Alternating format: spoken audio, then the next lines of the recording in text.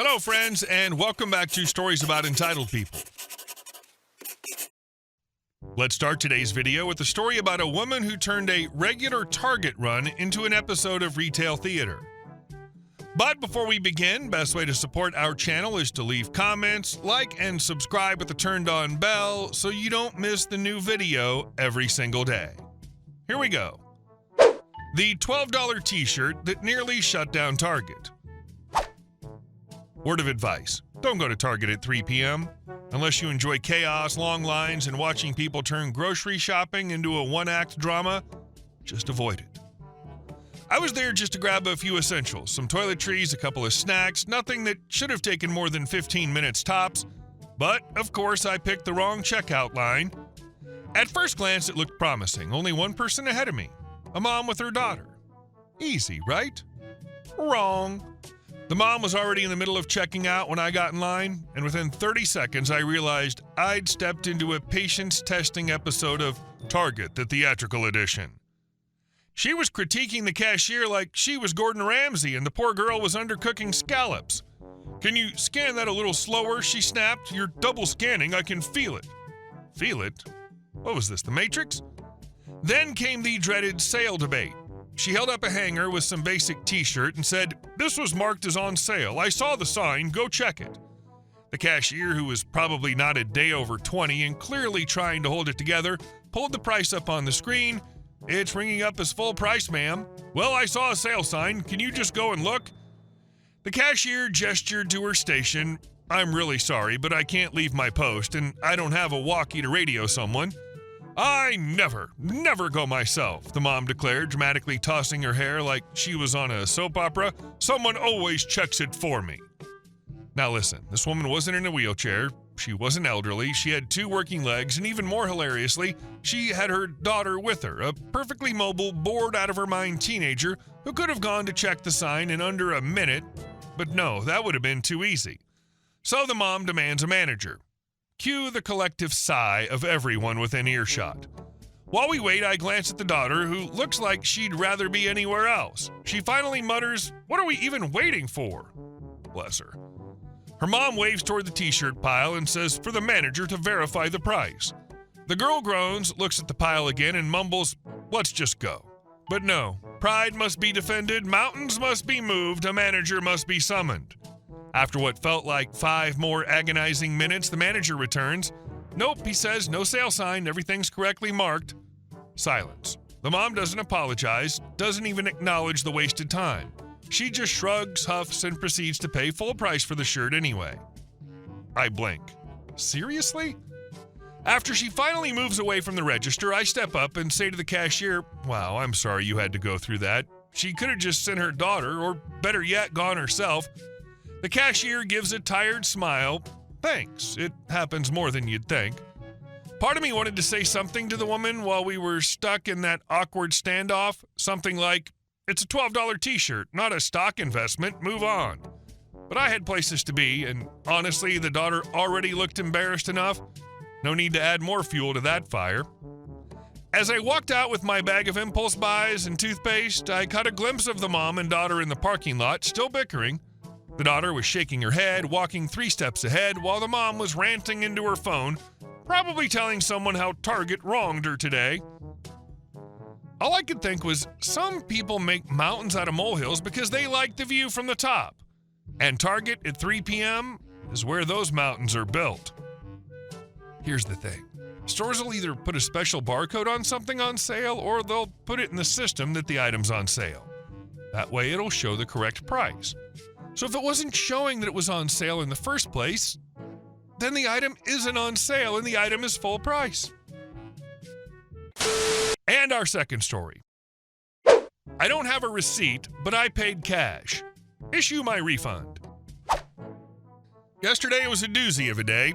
It was like every person that wanted to be difficult chose Wednesday to do it, and with it being warm outside and the university not turning the heat down, I was grumpy, hot, and sweaty.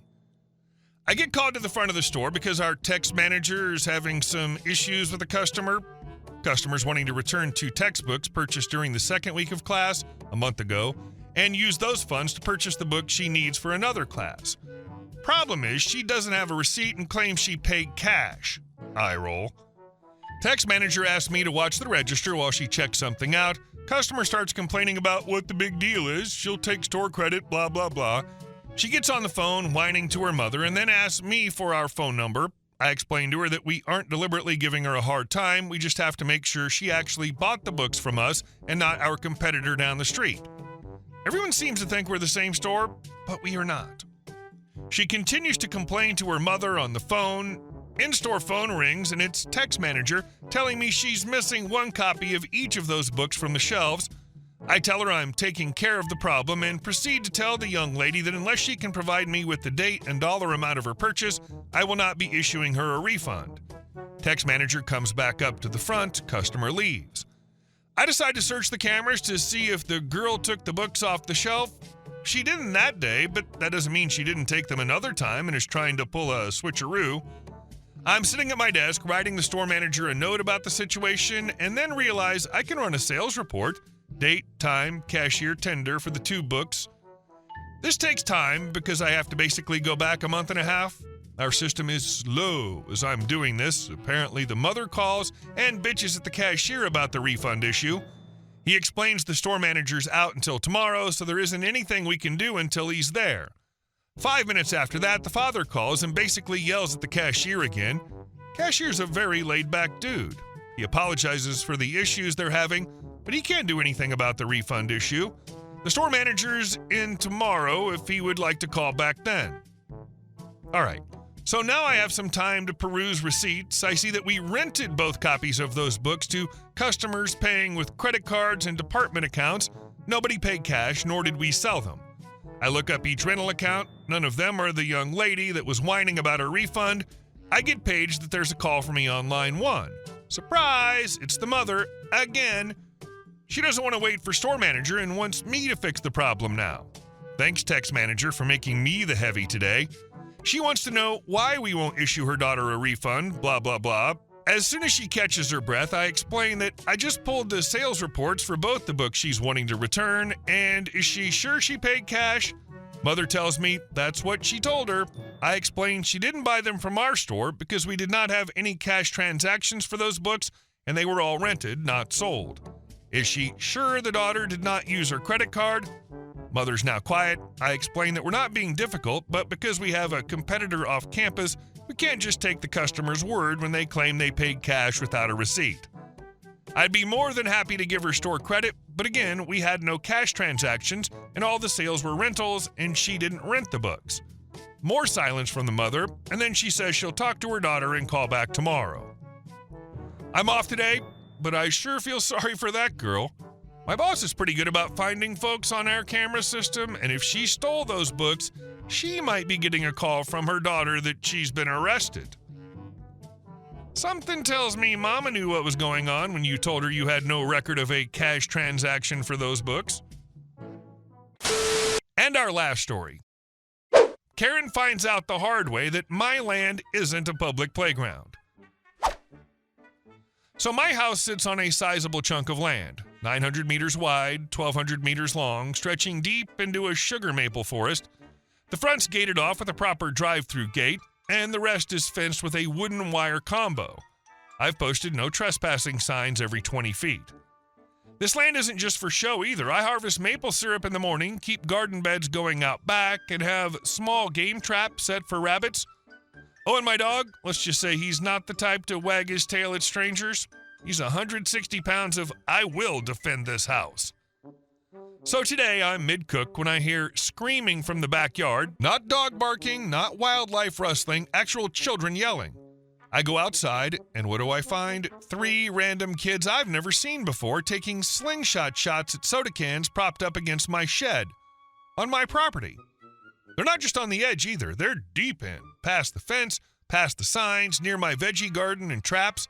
I tell them, calm but firm, it's time to go. This is private land, not some summer camp. There's a literal public park a 10-minute walk down the road. They leave, grumbling. I think that's the end of it. About an hour later, I hear banging at my front door, like someone's trying to punch their way through. I check the cam feed and instantly feel the rage boil up. A woman, maybe mid-40s, short haircut, screaming into the void, and a white SUV parked crooked across my drive. No one buzzed the intercom. Why? Because this genius decided to climb the gate. Enter Karen. I open the inner door but leave the glass storm door shut. She doesn't even take a breath before launching into full-on banshee mode. How dare you yell at my children? They were just playing. You don't own the woods. If they can get there, they can use it. This land is public. You need to back off or I'm calling the police for harassing minors. I calmly tell her, this is private property. It's fenced. It's posted. Your goblins trespassed and damaged my stuff. You want to call the cops? Great. I already have them on speed dial from the last set of trespassers. She screams, you think you're so tough hiding behind your gate? What are you going to do, unleash your imaginary dog on me? So I open the door all the way. And there, sitting at my heel, is Big Teeth, my King Shepherd Maremma mix, all 160 pounds of him, growling low and steady like the growl of a mountain collapsing. He hasn't barked yet, because he doesn't need to. His lips are curling, his ears are forward, and he's laser focused on Karen like she's already on the RIP list. Karen goes pale, like comically pale, takes a slow step back, flips me off with a shaky hand, and stumbles back over the gate. I stood there and watched her scramble to her SUV like the devil himself was chasing her. That wasn't the end of it. I decided to walk the forest trails on my land that evening with Big Teeth by my side. Guess what I found? A web of footprints that had been cut right through my woods all the way from her tiny 100 by 100 meter plot of land nearly a full kilometer past my back property line. So this lady didn't just let her kids trespass. She carved a route through my forest like she was playing Oregon Trail and declared the place public land. Now I've got new cameras ordered. I'm building a brush barrier across the back edge. And if she or her feral crew show up again, well, the cops may not take trespassing seriously, but animal control sure does when someone gets bitten while breaking and entering. Karen picked the absolute worst person to mess with. You've got clearly marked fences, posted signs every 20 feet, and you're running a working property, not some Instagrammable woodland playground. And yet here she comes, practically frothing at the mouth with her DIY legal theories about land ownership. Hey guys, thank you all for watching the video. I'll see you in the next one.